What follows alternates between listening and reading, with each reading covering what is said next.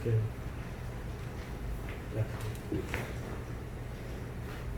یسوع مسیح کے بابرکت خوبصورت اور فتح مند نام میں آپ سب کو میری طرف سے سلام۔ آج کا ہمارا جو ٹاپک ہے وہ ہے ایمان کیا چیز ہے۔ What is the faith? Today's topic, what is the faith?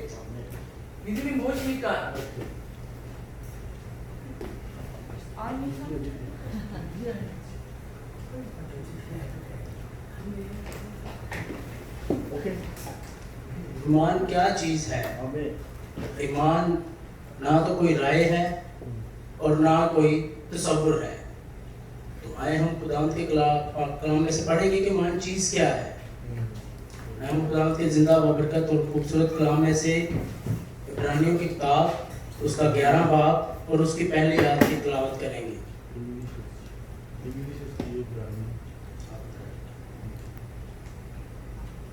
Translate کون کرے؟ Stand up. Yeah, stand up.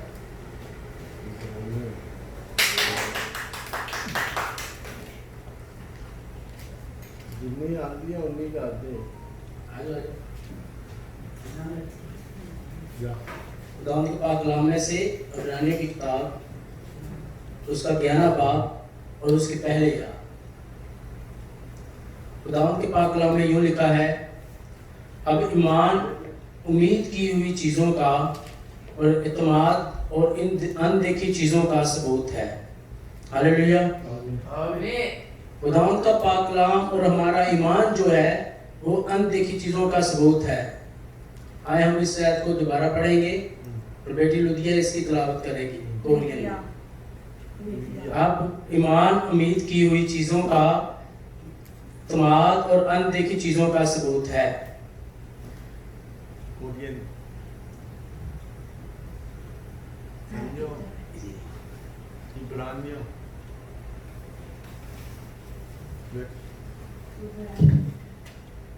پالوس رسول کا خط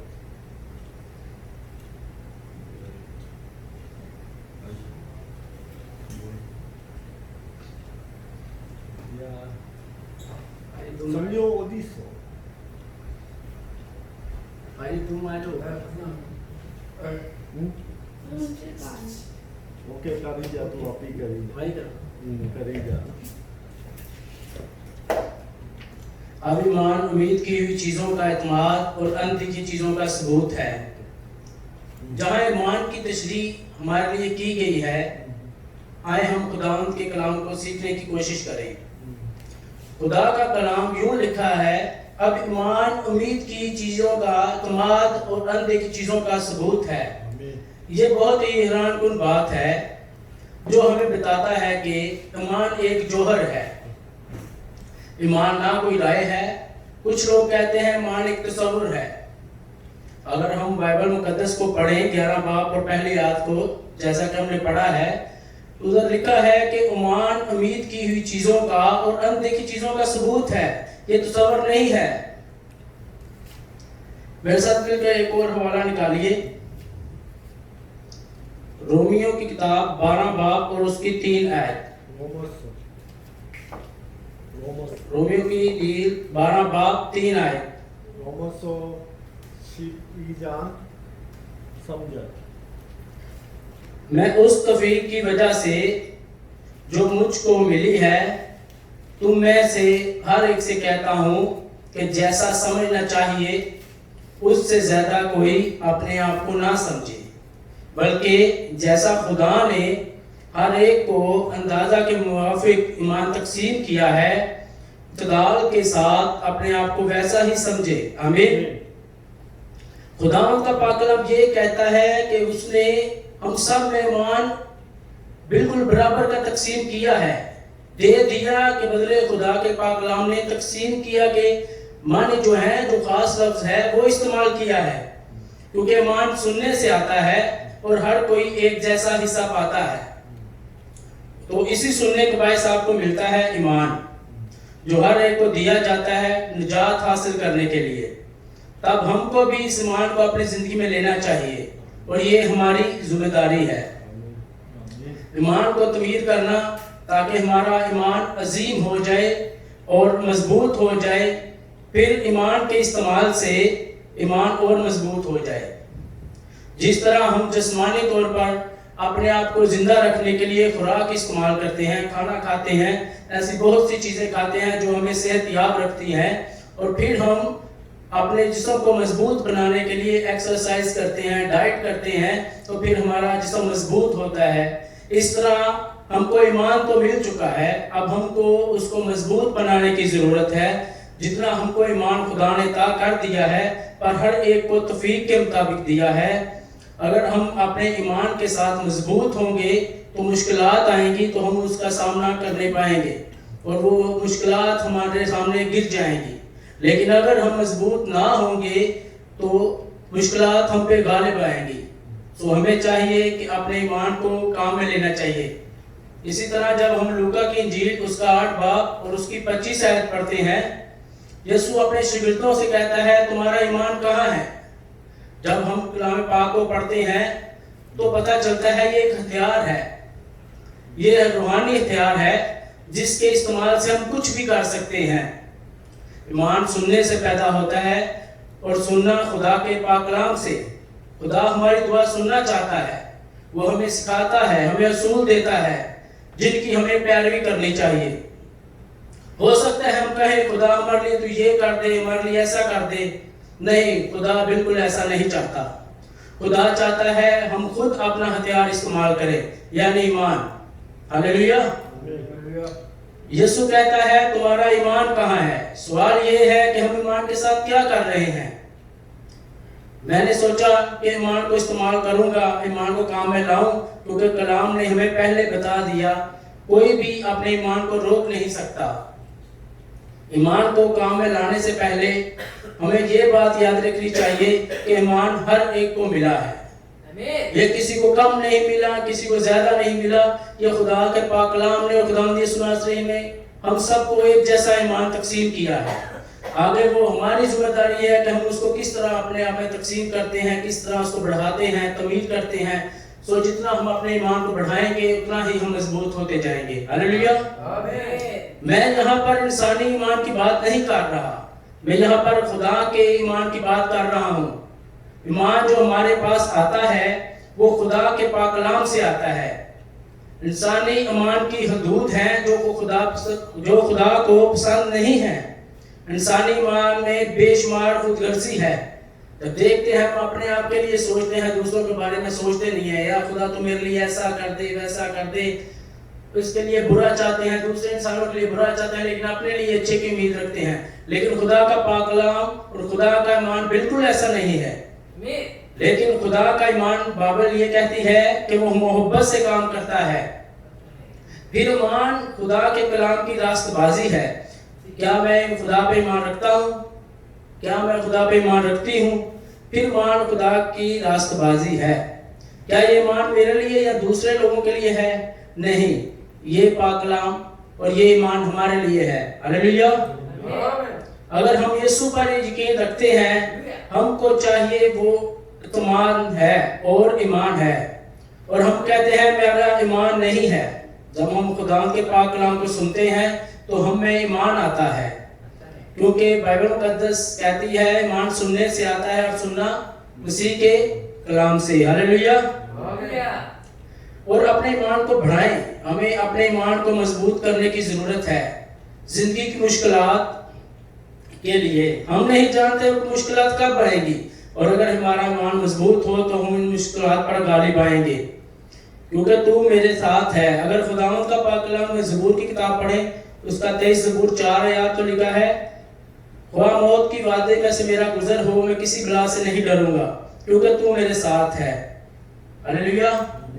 خداوند کا بندہ داؤد زبور نویس میں فرماتا ہے، میں موت کی وادی میں سے گزروں، میں کسی بلا سے نہیں ڈروں گا، کیونکہ تو میرے ساتھ ہے۔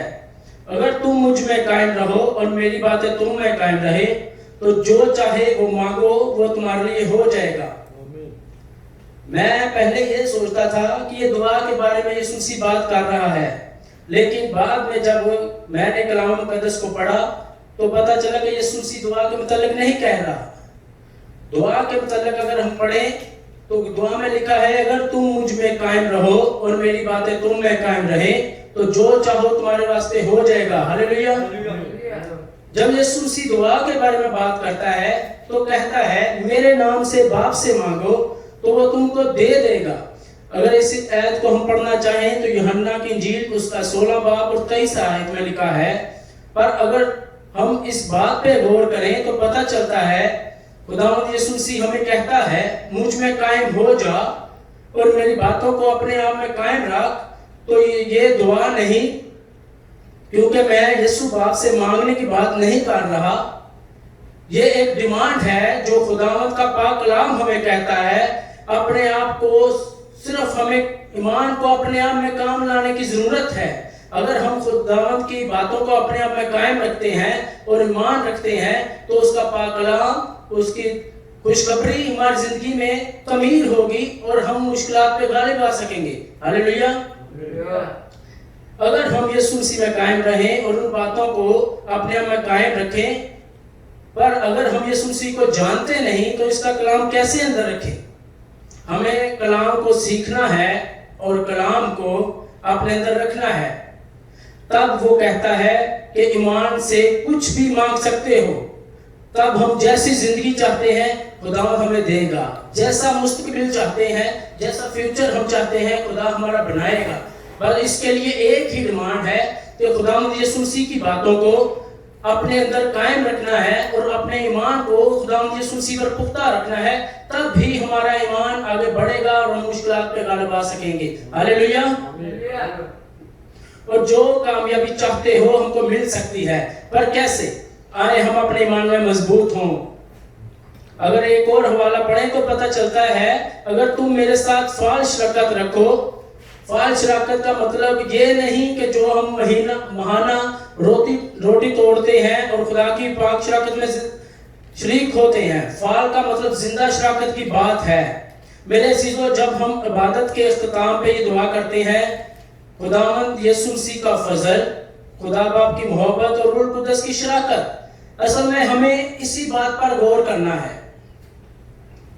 सारी शराकत तुम सब के साथ होती रहे। और जब हम इस आयत को गौर से पढ़ें तो पता चलता है कि अगर तुम मेरे साथ फाल शराकत रखो, ये फाल शराकत का मतलब माना रोटी तोड़ना नहीं है मेरे अजीजों। कुछ लोग हम ऐसे हैं जो माना शराकत में आते हैं, खुदा के बदन और खून में शरीक होते हैं और बाद में हमारे गुनाह वही होते हैं।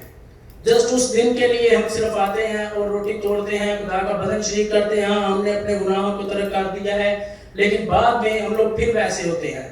यहाँ पर खुदा का पाक कलाम फाल का मतलब जिंदा शराकत को बयान करता है। हमें इसे अपनी जिंदगी में लाने की जरूरत है। तो मेरा कलाम तुझ में घर करेगा। इस बात पे गौर करें कि कलाम तुम में घर करेगा और मैं तुम्हें मांगने का हुक्म देता हूँ। यूहन्ना की इंजील 15 बाब 7 आयत को जब हम पढ़ते हैं तो यीशु मसीह हमसे डिमांड करता है। वो ये नहीं कहता कि मैं करूंगा। खुदावंद का पाक कलाम कहता है कि ईमान से जो मांगोगे वो तुम्हारे लिए हो जाएगा। हालेलुया। यहाँ बाप से मांगने की जरूरत नहीं है, खुदावंद यीशु मसीह से मांगने की जरूरत नहीं है। खुदा का पाक कलाम कहता है अगर हम खुदावंद यीशु पर ईमान रखते हैं और उसकी बातें हम में कायम है तो जो चाहे वो हमारे लिए हो जाएगा।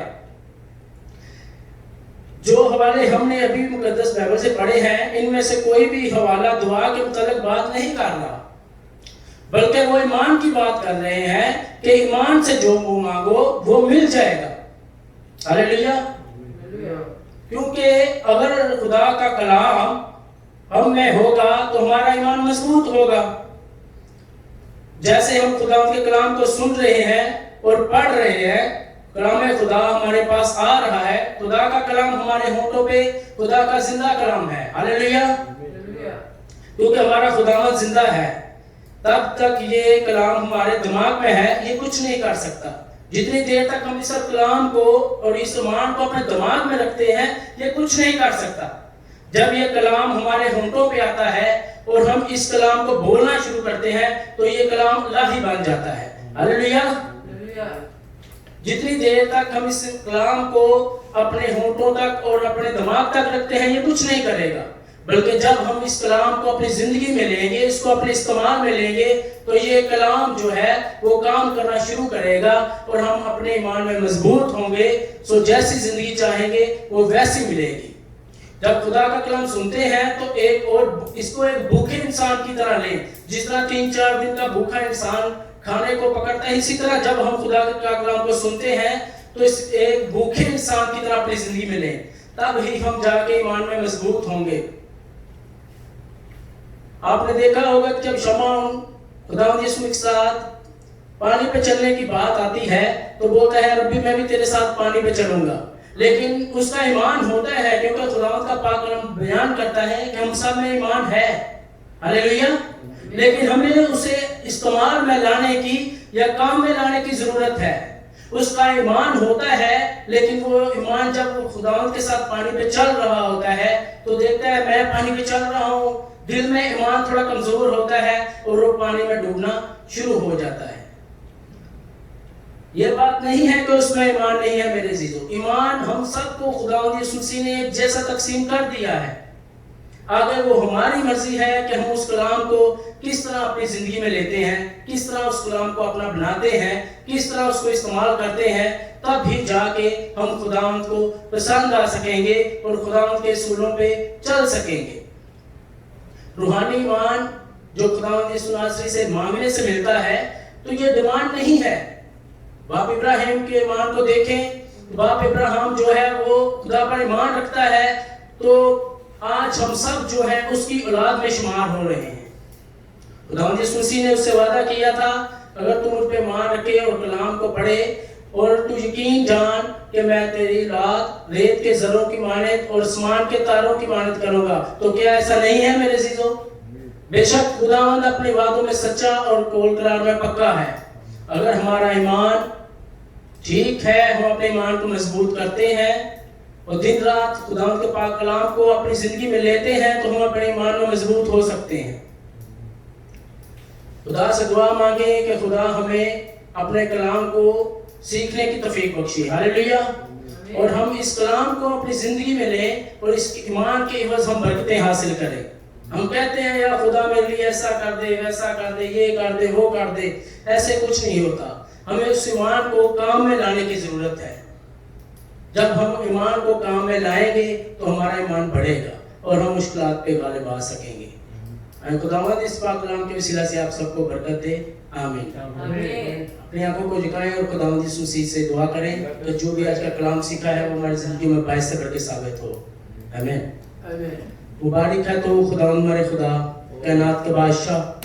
شکر گزار ہیں خداوند یسوع ناصری آج کے اس وقت اور موقع کے لیے جو آپ نے ہماری زندگی میں عنایت بخشا. دی ہوئی زندگی کے لیے، چلتی ہوئی سانسوں کے لیے، دل کی تہ گہرائیوں سے آپ کے شکر گزار ہیں خداوند یسوع ناصری. ہم کو چھو بلیس کر بڑی برکت دے خداوند یسوع ناصری. سر نگو ہر جان کے لیے تیرے رحمت کو، تیرے پیار کو اور تیرے ایمان کی برکت کو مانگ لیتے ہیں یسوع ناصری.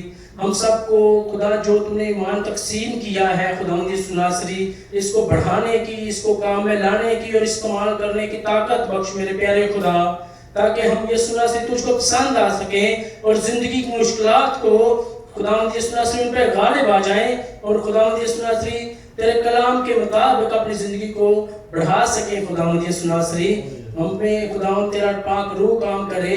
ہمارا ایمان یقین بھروسہ صرف زندہ خدا یسوع مسیح پر ہے. اے خداوند یسوع مسیح تو جو تھا، تو جو ہے، تو جو آنے والا ہے، ہمارا ایمان یقین بھروسہ تجھ پر ہے. اے خدائے پاک روح ہم سب پر رحم کر.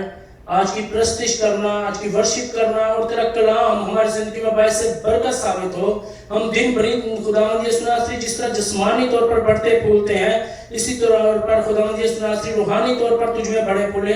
تیرا پاک روح ہم میں کام کرے اور خداوند یسوع ناصری ہمیں خداوند اس لائق بنا کہ ہم اپنے ایمان کو استعمال میں لائیں اور زندگی کی مشکلات میں اور زندگی کے خداوند ہر طرح کی تنگی میں خداوند ہم اس پر غالب آئیں. ابلیس کی کوئی بھی تاثیر خداوند یسوع ناصری ہم کو ٹچ نہ کرنے پائے اور ہم تیرے یسوع نام سے خداوند ان چیزوں پر غالب آئیں. خداوند پاک خدا ہم پر رحم کرنا. خداوند یسوع ناصری سر نگو ہر ایک جان کو چھو بلیس کر بڑی برکت دے اور خداوند جو بھی تیرا کلام سیکھا ہے وہ ہمارے जिंदगी में 30 प्लस 60 में बल्कि 100 गुना फल लाए और हमारा इबादत करना और कलाम पढ़ना प्रस्तिश करना तेरे हुजूर बखूर की मानद पहुंचे। आमीन आमीन हालेलुया थैंक यू।